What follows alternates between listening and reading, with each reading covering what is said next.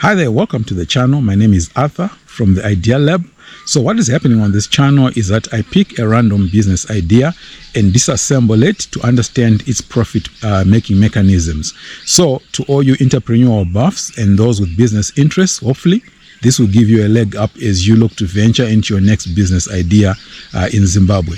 So today I'm looking at a business which makes between $120, $130 a week and as much as $500 per month, moving people from point A to point B.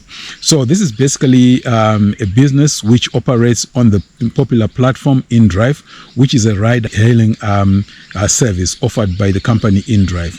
InDrive is an American company which originated in Russia, but is now headquartered in Silicon Valley. It is basically an application that is installed on the phone. So basically you hop onto the app and you input where you are and where you want to go, and you make an offer for the fare you're willing to pay. There's a recommended offer, but you can also make a higher offer or a lower offer. And the drivers within the vicinity of that location would then take up the ride if they are interested in the offer, or they can make a counter offer which could be higher or lower depending on the competition. And if both parties agree, again, the ride will take place. And InDrive is paid in cash here in Zimbabwe. Once the ride has been completed, the passenger will then pay the driver some cash. On the driver's side, the driver will pay a commission to InDrive for the use of the platform.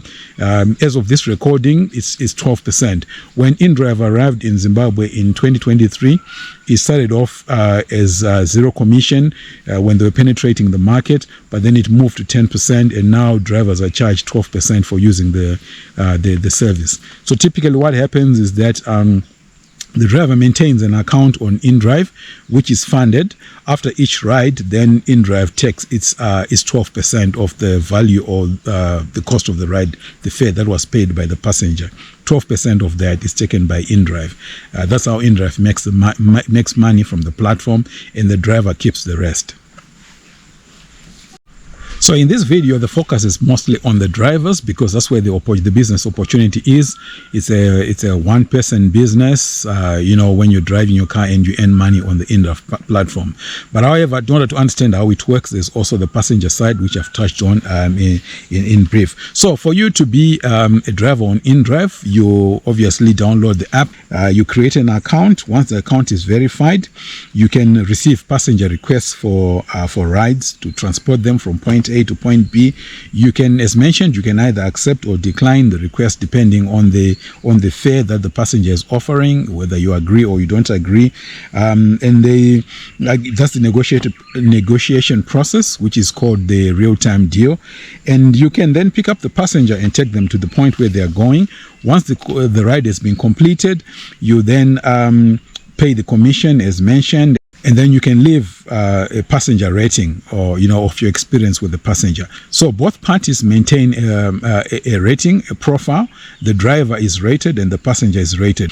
Now, the opportunity here is that Zimbabwe has got a persistent problem with reliable, safe, mass public transportation system. It's basically non-existent at the moment. Zimbabwe relies on the combi system, which many people have complained about. Of late, there have been a lot of accidents. Another thing is that obviously the combi transportation is not going to take you exactly from point A and drop you in point B, which can be personalized. So the opportunity for InDrive is to offer personalized rides, which take the passenger to the exact point where they are going in a more reliable way, in a more decent way of riding, in a private setup. So that's the opportunity for InDrive, and it's been very popular. So the business model behind InDrive, there are two of them that I've observed in the Zimbabwean context. Of course, the first one that I'm going to mention is the official one, which is where you as a driver bring a car to the platform and you register it and you drive it and you earn money from driving your own car using the application. There's also another model, which is the JV model. I would call it the JV model, joint venture model. What happens in this model is that you have got a pool of drivers or people who are advertising their services as drivers, and on the other hand you have got car owners. So these car owners look for drivers and they get into an agreement where the driver would drive on, would use that car and then pay or remit a certain amount of money on a weekly basis. Some do it daily, some do it weekly, but the common approach is to do it weekly. So these amounts range from $120 to about $150 per week that is paid to the owner of the car by the driver who would be using the vehicle on the platform. So that's one common and popular also model. So in this model, the driver is going to just drive and remit the agreed amount of money, and the owner of the vehicle is going to be responsible for servicing the vehicles, for example. But for the purpose of this video, as I move forward, I'm going to be assuming and considering the owner-operator model, where it's assumed that you own the vehicle, you're not going to remit any cash to anybody. Whatever you earn on the platform is yours minus all the costs and expenses. So let's consider the market. Harare is the biggest user base compared to other towns such as Bulawayo, Gweru and Mutare. And again, InDrive in Zimbabwe is in only those 4 cities. InDrive, being a private business, does not make its data public, obviously for competitive reasons. We don't know how many drivers are in Zimbabwe and how many passengers are in Zimbabwe. So this data is not available publicly.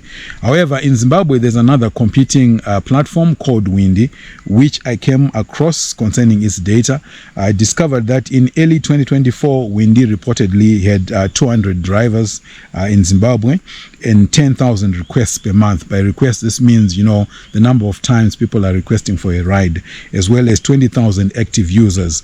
Usually when they're talking about active users, they're talking about users who make rides on the platform at least once within a given period of time. So there's a 20,000 for them under the platform called Windy. So I'm just going to use this to try and extrapolate the possible numbers for InDrive in Zimbabwe. If you are to assume that for every 5 rides that a driver would get, 1 is Windy, is a Windy ride, and the other 4 are InDrive rides. What this means, therefore, and as an estimate of how big the market is, it means that we just take Windy numbers and multiply them by 4, really, which means that we could estimate that InDrive has got at least 800 drivers in Zimbabwe. It's got at least 40,000 requests per month and at least 80,000 active users in Zimbabwe. Globally, InDrive has got 100 million plus users. And again, if you look at this petition that has been going around, you'd find that there's nearly about 800 people. If you assume these people, it's a petition about drivers. If you assume that the majority of them are drivers, we can see that these numbers kind of make sense. So I believe in Zim there's probably between 800 to 1,000 drivers on the InDrive platform, at least at the time of this recording in November 2024. So let's just look at the market dynamics and insights for InDrive. Obviously, this is a vibrant demand and supply market. There are lots of cars. There are also lots of passengers going by the activity that we come across concerning InDrive. There are new cars and new drivers always being added to the platform on a regular basis. So each day is different on InDrive. Some days are busy, some days are slow, and typically Thursday to Sunday are generally the busiest days on the platform for drivers. Some drivers even work around the clock because there's a tendency for drivers to pull off the platform or to go offline end of day in the evening. So this leaves less drivers, fewer drivers overnight. But the platform is open 24 hours and there are drivers in Zimbabwe who are active like clockwork. Okay, so there are fewer cars obviously at night, and that also means less competition. So congestion and rainy days tend to drive up the demand and push up the fares one way or the other. And congestion can also reduce driver rides by half. This is what I found when I was talking to the different drivers, that congestion, especially in Harare, is a problem. It can easily reduce the number of rides that you can do because you spend most of your time stuck in congestion. So you're not able to pick up any more rides. So looking at the business costs for this business vehicle, the popular vehicles are the hybrid, the fuel efficient ones. These are your 1.5 liter and below engine capacity. Obviously, the smaller the engine, the less fuel bill that you're going to have. The typically fuel efficient. So you're going to have a vehicle for between $5,000 and $8,500, So you're talking about the Toyota Aquas and the Honda Fit GP5. These are the type of vehicles that are used on the InDrive platform, and they do an average distance of 1 liter to about 20-25 kilometers. So they are definitely fuel efficient. So you've got vehicle registration, insurance, and licensing costs. Vehicle registration, of course, if you're importing the vehicle, then obviously everyone will need insurance, third party, and licensing, third party or full cover, and then licensing as well under Zenara. And you also have got the maintenance and repairs. You've got a smartphone cost. You need a good, robust smartphone because there's a lot of battery draining because your phone has to be on constantly as you're doing the rides. You've got costs for data and voice. There's also fuel costs. There's also car wash because you need to keep a clean car. There's also the platform commission. As I mentioned earlier, this wasn't there in the beginning. InDrive started off as 0 commission, and it went to 10%, and now it's 12%. So now let's look at the success ingredients. A fuel efficient car is an important ingredient to succeed. You also need excellent personal skills. This is a people business. You're going to deal with a lot of people, that you pick up as passengers. And this is important because it affects your rating on the platform. People who are kind, courteous, with strong interpersonal skills are going to generally succeed because they strike rapport. And even more, it's likely that you're going to pick up a lot of off-platform business just because of the type of person you are, your personality. And this is where also, more money is made, because when you take your business off platform, by this we mean, somebody calling you to say, hey, Peter, hey, John, hey, Tafadzwa, come and pick me up. I want to go to the airport. They are now calling you directly. They don't have to go over the platform. On the platform, what it means is that you're going to, remove the 12% that you have to pay on the platform and go directly to the passenger or to the customer. So the type of car, the new ITs, the neat ITs, and it sells more. You also need patience to work in this business, because there's sometimes that you just have to wait for the rides to come into the app. Sometimes it's quiet, so you just have to be patient and wait. So it's an important part of interpersonal skills. Actually, working smart is an important ingredient in this business. You have to be able to discern a good ride from a bad ride, and this is primarily on the basis of the fare that is being offered by the passenger, as well as the passenger profile as well. You have to check that out so that you just work smart. You have got to have a mind to grind. This is a grinding business. You just have to work. That's just how it is with ride hailing. You have to work. You have to grind it out. Ride after ride for you to make a profit. Okay, so let's look at the business problems and risks. Fuel price fluctuations. This is big in this business. Price fluctuations happen in Zim. Fuel price fluctuations do impact the business. There's also the ever-increasing competition, which impacts the fares. There are always new cars coming onto the platform. As mentioned, there are always new passengers.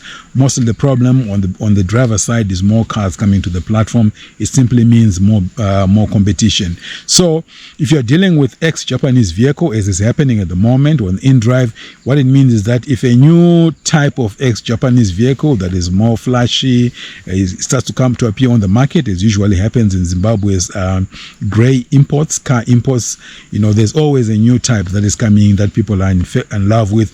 That also affects you. You've got an older version of a car. It means it's just competition against your business.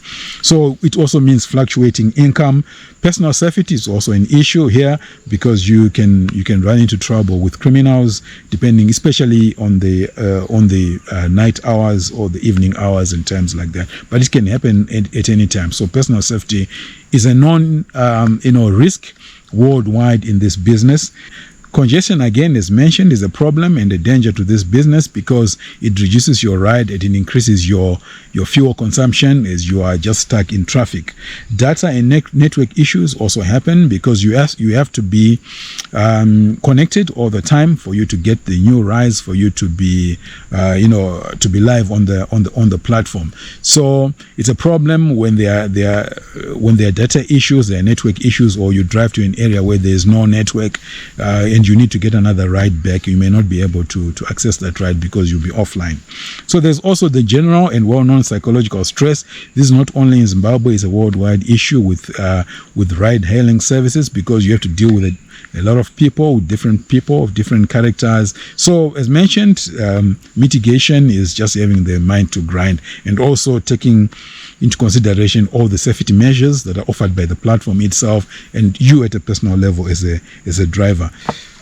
Okay, it's time to check out the business profitability. Again, this is about the driver. We are looking at this, the driver as an independent driver. Let's look at, how things will turn out, how things are turning out for some drivers on this platform. So a few assumptions as usual, just to be on the same page. First assumption is that you need a fuel efficient vehicle. It's assumed that you're using a fuel efficient vehicle. And here I've even picked on a lower per liter to kilometer ratio, which is 1:18. So I'm also assuming that these are Harare operations. You're operating in Harare, but also to mention that on the fuel, I'm assuming a price of $1.50. This is about November 2024. That's where you're getting the price of $1.50. Okay, so we're also assuming optimal weather and traffic conditions, that will allow this business just to run smoothly. We are also assuming a 6-day work week. We are also assuming that you are doing 8 rides per day, which amounts to about 192 rides per month. We are also assuming a 5-kilometer distance per ride, just for the analysis here. And we are assuming further that you have got a third-party insurance, which excludes passenger insurance. In analyzing business profitability, I'm going to be using this formula, which is RPK equals to ride fare over distance over the kilometers traveled. So RPK simply means for revenue per kilometer. This is which is obtained by dividing the fare with the distance to be traveled for that fare. So based on the assumptions that we have considered, a healthy RPK is between 80 cents and $1 per kilometer with full cost absorption. Okay, so this is important to consider. So let's look at the summary of the costs for this particular analysis. So you've got your fixed costs, which is insurance, which I calculated to be 11 cents per ride. Basically what I did here, I took $85 per term and continue to reduce it to a ride level. So basically I divided the 85, which is a term, by three months to get a month's rate, and then I divided that by the number of days, then I divided that by the number of rides to get 11 cents per ride.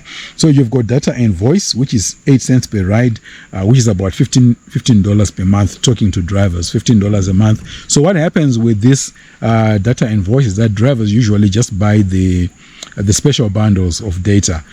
For example, you buy a certain amount of gigs that covers you per week, and the voice calls to go with it. So you've got data and voice. So that's 8 cents per ride. And you've got the variable costs, the InDrive commission itself, which is 12% per ride.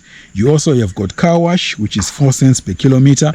Car wash assumed 2 washes per week at $5 each, and then divided that with the number of rides and further with the kilometers traveled to get 4 cents per kilometer.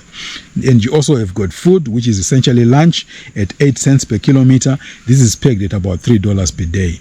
I just put it a number of about $3 per day. Some drivers, in most cases, they actually use less than $3 a day, but we'll leave it at $3 per day. Then you have got car service, which is 2 cents per kilometer.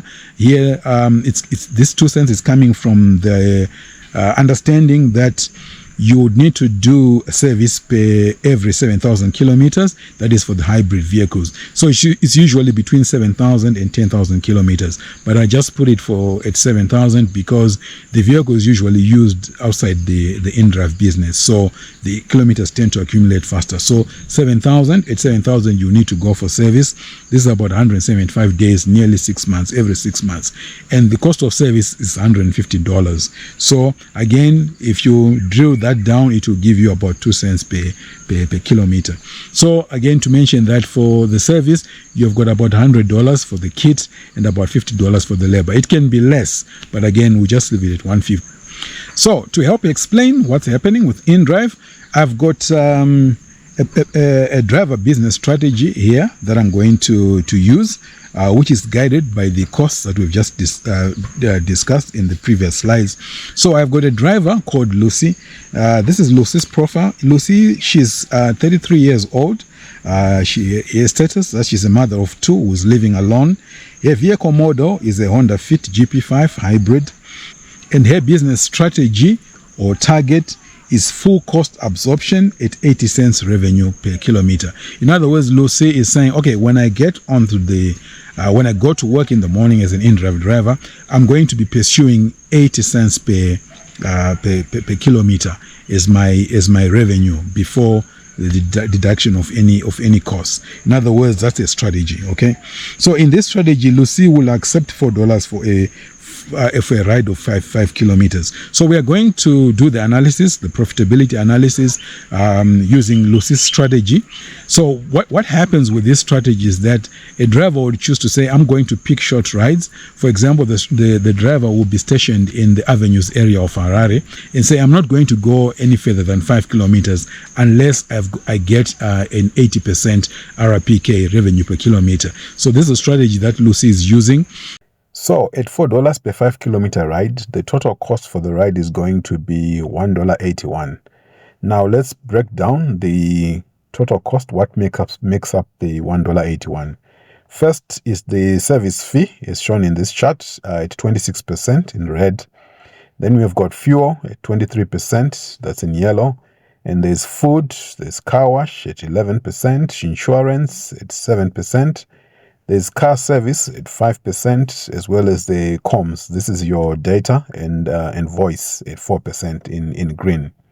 So let's look at the gross profit per ride, which is going to be $4 minus $1.81, which is the cost of the ride, which gives us $2.19.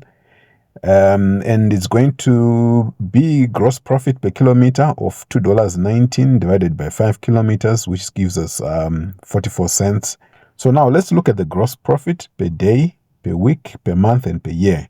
First, per day, we have got our 8 rides per day times $2.19, which is our gross profit per ride, which will give us $17.52.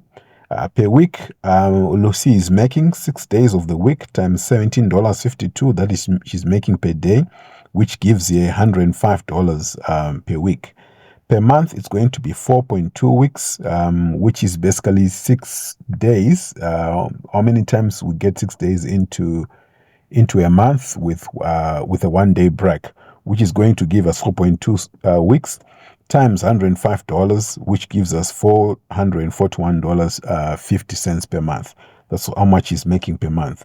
And then per year, it's going to be 12 months times $441, which is making per month, which gives us $5,298 per year. So Lucy is not quite satisfied with this situation. Her target is to make $130 per week or $550 per month. So Lucy could increase her rides per day from 8 to 10, which will make an extra $4.38 in gross profit, which will then translate to $131 per week and $551 per month. Second, her option would be to use her networks to get off-platform business, which avoids the 12% platform cost. Actually, this is what happens with good interpersonal skills. With time, the driver is able to create a network of off-platform business, which then compensates for maybe fewer rides that may occur and still be able to help them meet their monthly target. So this is one option that Lucy has. So the third option is, let's suppose Lucy decides to drop her lunch and car wash. What this means is that she's probably bringing lunch from home and she's no longer buying lunch when she's on the road. And she's also going to do her own car wash at home. So her RPK, which is revenue per kilometer, is going to be partially absorb her costs. So let's see how things look. Her revenue per ride and distance will remain the same at $4 and 5 kilometers respectively. Now, her total cost per ride is going to be $1.22. This is because it is now excluding lunch and the car wash. A gross profit then will be $4 minus $1.22, which is going to give her $2.78, which used to be $2.19. So there's been a bump up there from $2.19 gross profit per ride to $2.78 because of the removal of the lunch and the car wash. So gross profit per kilometer is going to be the $2.78 that she's now making per ride divided by 5 kilometers, which is going to give her 56 cents. So gross percentage per ride is going to be $2.78 divided by $4 times 100%, which is going to give her 69.5%. Now let's look at how things look for Lucy with this new strategy, or per day, per week, and per month. Now, per day, she's still going to maintain her 8 rides, then multiply that by $2.78 that she's making per ride. Now, per day, she's taking home $22.24.